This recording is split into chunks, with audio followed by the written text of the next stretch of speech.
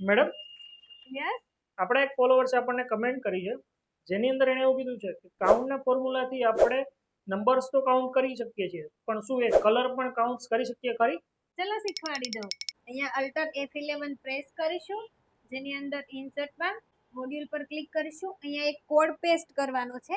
એ કોડને અહીંયા સિલેક્ટ કરીને કોપી કરીશું. અહીંયા તેને પેસ્ટ કરીશું, પછી એ ફાઇલને સેવ કરીશું. પણ ફાઇલ સેવ કરીએ ત્યારે સેવ એઝ ટાઈપમાં એક્સેલ મેક્રો એનેબલ વર્કબુક હોવું કમ્પલસરી છે. અહીંયાથી સેવ આપી દઈશું, પછી એને ક્લોઝ આપીને અહીંયા ફોર્મ્યુલા લખીશું is equal count colour cells બ્રેકેટમાં જે કલર વાળા સેલ્સ છે એ સિલેક્ટ કરીશું, કોમા કરીને કલરનો ફર્સ્ટ સેલ સિલેક્ટ કરીશું, બ્રેકેટ ક્લોઝ કરીને એન્ટર.